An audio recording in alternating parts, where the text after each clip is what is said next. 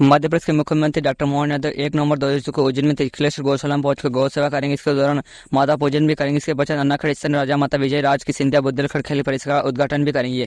मध्य प्रदेश के मुख्यमंत्री मोहन यादव दिवाली के मनाने के लिए गुरुवार 31 अक्टूबर को उज्जैन पहुंचे थे। उन्होंने अपने घर माता लक्ष्मी पूजन किया। इसके बाद मौके पर परिवार, रिश्तेदार और स्थानीय लोगों के साथ दिवाली मनाई। मुख्यमंत्री डॉक्टर मोहन यादव 1 नवंबर को जुम्मन सोमवार समीप त्रिकलेश्वर गौ सेवा सदन गौशाला में पूजन कर कार्यक्रम में सुबह 10 बजे शामिल होंगे। इसके पश्चात मुख्यमंत्री अन्नाखड़ स्थित राजा माता विजय राज सिंधिया बुंदेलखंड खेल परिसर का उद्घाटन भी करेंगे।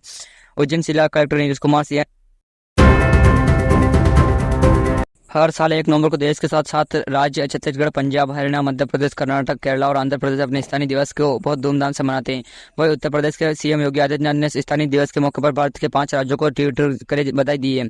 सीएम योगी ने एक बार फिर ट्वीट पर सभी राज्यों को शुभकामनाएं देते हुए कहा कि उनकी प्रगति की कामना है। सीएम ने कहा कि सभी राज्य ऐतिहासिक विरासत को सहयोग और राज्य सुख को समृद्धि से परिपूर्ण हो रहे। हनुमान जी से ये प्रार्थना है।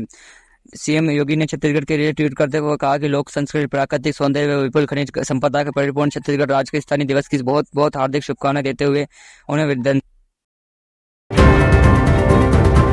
मध्य प्रदेश में दिवाली पर आतिशबाजी कर जमकर जश्न मनाया गया। वही दूसरी तरफ राज्य की राजधानी भोपाल, इंदौर समेत प्रदेश के अधिकतम जिलों में भीषण आग की घटना सामने आई है। मिलकर जानने के अनुसार भोपाल और इंदौर में अलग अलग इलाकों में 30 से ज्यादा स्थानों पर आग की घटना में लाखों का नुकसान हुआ है। भोपाल की एक मल्टी में खड़ी गाड़ियों की चिंगारी भड़कने के चलते आग की 4 गाड़ियों को अपनी लपेट में लिया। जब तक आग की काबू पाए तब तक गाड़ी वाहन जलकर खाक हो चुकी थी। वही डबरा की थोकी पर फल सब्जी मंडी में आग लगने से लाखों को नुकसान हुआ। इसके अलावा प्रदेश के भिंड, नर्मदापुरम, रतलाम से सभी सामने आए आग की घटना में लाखों को नुकसान होने की आशंका जताई गई है। हालांकि वर्ष के डिंडोर जिले में जमीन विवाद के चलते 2 पक्षों के बीच चली रही विवाद में दिवाली की रात एक साथ ही 2 परिवार के 3 लोगों को हत्या कर दी गई है। बताया जा रहा है कि इन 3 लोगों की हत्या हुई वो रिश्तेदार के में पिता और उसके 2 पुत्र थे। हमलावरों ने जिस समय इस वारदात को अंजाम दिया तब तीनों मर्द खेत में काम कर रहे थे। इसी दौरान कुछ लोगों को पहुंचे और कुल्हाड़ी से वार कर दिया, मौत की घाट उतार दिया। वो दोनों लोगों के शव खेत में मिले। वही एक शख्स के अस्पताल पहुंचने से पहले दम तोड़ दिया। मामला गड़ासाई थाना क्षेत्र का है। बताया जा रहा है कि लालपुर गांव में रहने वाले परिवार का दूसरे पक्ष जमीन को लेकर काफी लंबे समय से विवाद। की विधानसभा सीटों पर उपचुनाव की प्रशासन तैयारी की जा रही है। प्रदेश के सिरोही जिले और बुंदेलखंड और जयपुर जिले की विजयपुर विधानसभा में उपचुनाव के लिए 13 नवंबर को मतदाता होना है। इसी बीच मध्य प्रदेश के निर्वाचन आयोग की ओर से प्रदेश के मतदाताओं के आंकड़े अपडेट की वोटर लिस्ट जारी की गई है। जानकारी आंकड़ों के अनुसार एमपी में 6.5 लाख मतदाताओं के नाम सूची से हटाए गए और 7.27 लाख मतदाताओं के नाम जोड़े गए। मतदाताओं ने अपने नए पत्ते अपडेट करवाए हैं। नए मतदाताओं को जोड़ने के जरूरी अनुसार नाम हटाने जाने की प्रक्रिया तेज हुई है। अब दावे आमंत्रण की गए 228 विधानसभा क्षेत्र में मतदाताओं की संख्या उपचुनाव के कारण बुंदेलखंड और विजयपुर विधानसभा क्षेत्र में उपचुनाव नहीं होगी। आज सीएम मोहन यादव बड़ी सौगात देने जा रहे हैं। सीएम ने 11.43 करोड़ की लागत से बनने वाले खेल परिसर का लोक निर्माण करेंगे। परिसर में राज खेल, मखलम, badminton, table tennis, shooting, gym के अलावा कई अन्य तरीके से खेलों की सुविधा शामिल है। लोक निर्माण कार्यक्रम के दौरान सांसद अनिल फिरोजिया और राज्य सांसद बाल योगी उमेश नाथ महाराज और विशिष्ट अतिथि के रूप में मौजूद रहेंगे। प्रदेश सीएम मोहन यादव ने आज यानी 1 नवंबर को उज्जैन के दौरे पर रहेंगे, जहां विभिन्न कार्यक्रमों में शामिल होंगे। सुबह करीब 11 बजे तक सीएम उज्जैन आएंगे। यहां नागनखड़ स्टेडियम में 11.43 करोड़ की लागत से बनने वाले राजमाता विराज सिंधिया बुंदेलखंड खेल परिसर का लोक मुख्यमंत्री तीर्थ दर्शन योजना के तहत जिले के वरिष्ठ नागरिकों को 13 नवंबर को रामेश्वर धार्मिक स्थल की यात्रा निर्धारित की गई। 13 नवंबर को भोपाल के रामेश्वर के लिए रवाना होने वाली ट्रेन में भोपाल के 300 यात्री, सीहोर से 200 और नर्मदापुरम से 280 तीर्थयात्री रवाना होने। ये ट्रेन 18 नवंबर को वापस लौटेगी। इसके अलावा नवंबर और दिसंबर में एक और बाद एक तीर्थ दर्शन ट्रेन जो अलग अलग जिलों से चलेगी। इससे हजारों यात्रियों को फ्री में यात्रा मौके पर मिलेगी। मुख्यमंत्री तीर्थ दर्शन योजना का लाभ वरिष्ठ नागरिकों को मिलेगा, जबकि ऐसे नागरिकों को नहीं मिलेगा जो आयदाता 60 वर्ष या इससे अधिक आयु से है योजना का हिस्सा बन पाएंगे। महिला तीर्थ यात्राओं के मामले में आयु वर्ग में 2 वर्ष की छूट दी गई है। तीर्थ यात्रा रामेश्वर के लिए मुख्यमंत्री मोहन यादव ने बीते दिन दिवाली के मौके पर बेहद खास तरीके से मध्य प्रदेश के लोगों को त्योहार की बधाई दी। दरअसल उन्होंने सीएम मोहन यादव अपने गृह नगर उज्जैन शहर में पैदल भ्रमण कर लोगों को दिवाली की शुभकामनाएं दी। इस दौरान उन्होंने नागरिकों को दिवाली की मिठाई खिलाई। सीएम मोहन यादव ने शहर के फ्रिज, शहीद पार्क, टावर चौके समेत कई इलाकों में पैदल भ्रमण किया और लोगों के साथ फोटो खिंचवाया। इसके साथ ही उन्होंने दुकानों को नागरिकों को स्वदेशी प्रोजेक्ट और प्रोत्साहित कर संदेश दिया है।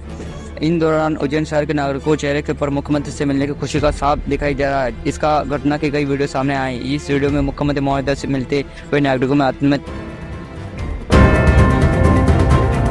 अलग अलग शहरों में बड़े बड़े अमीर रहते हैं। कुछ समय पहले यूनियन इंटर रिजल्ट आई थी। इस लिस्ट में मध्य प्रदेश के अरबपतियों के भी नाम थे। एक सोशल मीडिया इन्फ्लुएंसर ने इस लिस्ट पर रिसर्च कर अलग अलग शहरों के अरबपतियों के नाम निकाले थे। साथ ही बताया कि मध्य प्रदेश के किस शहर में कितने अरबपति रहते हैं, जिनके यूनियन इंटर रिसर्च में लिस्ट में मिलेंगे। इनसे मुताबिक मध्य प्रदेश के रतलाम में 1 और भोपाल में 4 और इंदौर में 9 अमीर लोग रहते हैं। इनका नाम यूनियन इंटर लिस्ट में है। इस आंकड़े मुताबिक मध्य प्रदेश में कुल 15 करोड़ अमीरों में सूची है शामिल है, जिनकी संपत्ति अरबों में है। साथ ही करोड़पति जगत में देश के अंदर अपना अलग अलग नाम रखते हैं। यूनियन इंटर लिस्ट के मुताबिक रतलाम के सभी अमीर व्यक्ति मध्य प्रदेश के इंदौर में सदियों से चल रही हिंगोटी युद्ध की परंपरा आज बरकरार है। दीपावली के अगले दिन यानी पड़वी के अवसर पर इसे मनाया जाता है। यह अनूठा युद्ध स्थानीय लोगों के लिए उत्सव का प्रतीक है। हालांकि बढ़ती महंगाई के हिंगोटी बनाने के इस्तेमाल होने वाली सामग्री की कीमतों में इजाफा किया है, लेकिन लोगों को उत्साह कम नहीं हुआ है। गौतमपुरा में आयोजित इस युद्ध के कलंगी और पुरपा के 2 दल आमने सामने होते हैं और हिंगोटी से बनी एक दृष्टि ग्रेंग एक दूसरे पर फेंकती है। गौतमपुरा में होने वाली हिंगोटी युद्ध की तैयारी शुरू हो चुकी है और जवान योद्धा शुक्रवार शाम 5 बजे बाद हिंगोटी युद्ध की परंपरा का निर्वाह करने के लिए तैयार हैं। इस खेल को देखने के लिए का अस्तित्व आजादी के बाद आया था। 4 छोटे छोटे राज्य को मिलाकर 1 नवंबर 1956 को मध्य प्रदेश का संगठन हुआ था। राज्य के संगठन के बाद राजधानी को लेकर बड़ा सवाल था। सभी अपने अपने हिसाब से राजधानी चाहते थे। इसके रेशम में सबसे आगे नागपुर, इंदौर और जबलपुर चल रहा था। इसके साथ ही ग्वालियर को लेकर भी दावेदार होते हैं, लेकिन मोहर भोपाल पर लग गई।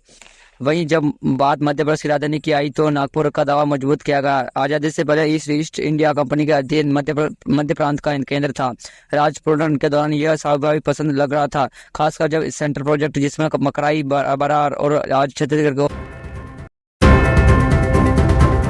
मध्य प्रदेश के पूर्व मुख्यमंत्री कमलनाथ ने पूर्व प्रधानमंत्री इंदिरा गांधी की पुण्यतिथि पर श्रद्धांजलि अर्पित की। उन्होंने कहा कि इंदिरा गांधी जी का नाम उनके जीवन का सबसे कठिन समय था। उन्होंने भारत की पहली महिला प्रधानमंत्री को याद करते हुए कहा कि प्रदेश को मजबूत बनाने के लिए उनकी सहायता कदमों को उस समय दुनिया पर पहचान मिली थी। कमलनाथ ने एक बार फिर बयान में कहा कि इंदिरा गांधी अमर यात्रा मेरे जीवन का सबसे कठिन और असहनीय रूप है। दर्दनाक समय में रहा इंदिरा गांधी को उनकी पुण्यतिथि पर हार्दिक श्रद्धांजलि अर्पित करता हूँ, जिन्होंने देश की एकता और अखंडता के लिए अपना सब कुछ न्यौछावर कर दिया। दरअसल 31 अक्टूबर 1984 को 2 बार प्रधानमंत्री रही इंदिरा गांधी को उनकी 2 हत्या। आज का दिन मध्य प्रदेश वासियों के लिए गौरव का दिन। 1 नवंबर 2000 को मध्य प्रदेश के स्थानीय दिवस से हम एमपी का स्थानीय दिवस मना रहे हैं। 69वें स्थानीय दिवस पर हम आदरणीय मुख्यमंत्री, अतिथिगण, गणनायक, छात्र छात्राओं को और हमारे प्यारे प्रदेशवासियों का स्वागत करता हूं। मध्य प्रदेश का स्थानीय दिवस हमारे लिए गर्व और उत्सव का दिन है। सबसे पहले हम अवसर पर आम सभी को हार्दिक बधाई देता हूँ। मध्य प्रदेश भारत का हृदय प्रदेश है। यह प्रकाश, सुंदरता, समृद्ध संस्कृति और गौशाला ऐतिहासिक संघ है। हमारे नर्मदा माँ की पावन धारा हमारी संस्कृति का प्रतीक है। माँ नर्मदा पवित्र जल प्रदेश के लिए जीवन रेखा काम करती। विद्युता, सतपुड़ा, पहाड़ियां हमारी शक्ति का नवंबर का महीना शुरू हो गया और इसी दौरान कई शहरों में बैंक बंद रहेगी। भारतीय रिजर्व बैंक आरबीआई ने नंबर की बैंक हॉलीडे लिस्ट जारी की है। अगर आप हॉलीडे सर्टिफिकेट जमा करने गए कार्य के लिए बैंक जाने का सोच रहे हैं तो हॉलीडे लिस्ट चेक करना आवश्यक है। यहाँ पढ़े और नवंबर में कब बंद रहेगी बैंक। 1 नवंबर दिवाली अमावस के कारण अगरतला, बेलारू, बेंगलुरु, देहरादून, कोलकाता, इफाई, जम्मू, मुंबई, नागपुर, शिमला, श्रीनगर बैंक बंद रहेगी। और 12 नवंबर ईगाई बंगाल मौके पर देहरादून के सभी बैंक छुट्टी रहेगी। 15 नवंबर को गुरु नानक जयंती पर अहमदाबाद, केरला, भोपाल, भुवनेश्वर, चंडीगढ़ जिले के 3 प्रमुख मार्गों को तुरंत स्वीकृत का तोहफा मिला। इनके लिए टीफआर बनाने के लिए लिस्ट आमंत्रित की गई। मुख्यमंत्री डॉक्टर मोहन ने इन कार्यक्रमों को विशेष श्रेणी में स्वीकृत किया है। 5 के प्रति उत्पादक सांसद संस्था राज्य ने बताया कि इसमें गोमत और मऊ के बीच 25 किलोमीटर रोड का उत्पन्न होगा। इसके अलावा 50 किमी का करीब भिंड से मोहना होकर गोमालपुर रोड एवं भिंड से बरौली, अमैन, लहरा होते हुए अंतियार तक रोड की सौगात मिली है। बढ़ते यातायात दवा को बेलकुम मार्गों की दरकार के बीच इन मार्गों को ट्रेन की लंबे समय से निर्माण चल रही थी। ट्रेन की स्वीकृति से माना जा रहा था। सिद्धराम के महंत पंडित धीरेन्द्र शास्त्री ने इस बार अनूठे अंदाज में दिवाली का पर्व मनाया। दरअसल बाबा बागेश्वर ने दिवाली पर पटाखों का विरोध करने वाले के नाम में सुतली बम फोड़े। इसके बाद दिवाली पर पंडित धीरेन्द्र शास्त्री ने जमकर आतिशबाजी की। छतरपुर जिले के बागेश्वर धाम दिवाली का पर्व स्थानीय और उत्साह के साथ मनाया गया। इसके दौरान पंडित धीरेन्द्र शास्त्री ने अनुयायित और श्रद्धालुओं के साथ दीप पर्व की मनाया गया। पंडित धीरेन्द्र शास्त्री ने देशवासियों को दिवाली का पर्व की बधाई दी। पूर्व पाठ के बाद बागेश्वर धाम पर आतिशबाजी का दौर शुरू होगा। इस दौरान पंडित धीरेन्द्र शास्त्री, कृष्ण शास्त्री ने जमकर आतिशबाजी चलाई। पंडित धीरेन्द्र शास्त्री ने दिवाली के विशेष अवसर पर अगस्त के बांधवगढ़ में 10 हाथियों की मौत के मामले में लेकर विपक्षी नेता उमर सिंगार ने निशाना साधा। उन्होंने एमपी सरकार पर आरोप लगाते हुए कहा कि सरकार इस घटना को चुप क्यों आई, जबकि हाथियों की गणेश जी की पूजा के रूप में सरकार इस मामले को तत्काल अज्ञात लोगों का और आरोप लगाए। इस घटना में आदेशों का कोई दोष नहीं है। जल जंगल जमीन आदेशों का अधिकार है और सरकार के आदेशों की सुरक्षा के साथ साथ वन्य प्राणी को भी सुरक्षा करने की चाह। करीब 4 साल हाथी झारखंड और कर्नाटक से आते रहे। इस बीच में क्या सरकार ने समितियों से कोई चर्चा या इन आदेशों की चर्चा किया, उनके साथ ही कोई बैठक या हाथियों को विस्तार के बताया उनकी सुरक्षा को लेकर सरकार। परासिया रोड पर उस समय हंगामा मच गया जब एक नशे में धुत होम गार्ड सैनिक ने अपनी तेज रफ्तार कार के दूसरे कार को टक्कर मार दी। टक्कर के बाद मौजूद लोगों ने जमकर हंगामा किया। इस दौरान होमगार्ड सैनिक के बीच सड़क पर हो गई वोल्टेज ड्रामा किया। स्थानीय लोगों ने तुरंत इसकी सूचना कोतवाली पुलिस को दिया है। डीआई उमेश गोयला ने बताया कि होमगार्ड सैनिक बुधवार के बाद से वह दिवाली की छुट्टी मनाने छिंदवाड़ा आए थे। वह अपनी कार में नशे के में धुत और उसके सामने आ रही कार को जोरदार टक्कर मार दी गई है। टक्कर मारते जोरदार नहीं थी, लेकिन फिर भी कार चालक को मामूली चोट लगी। जब कार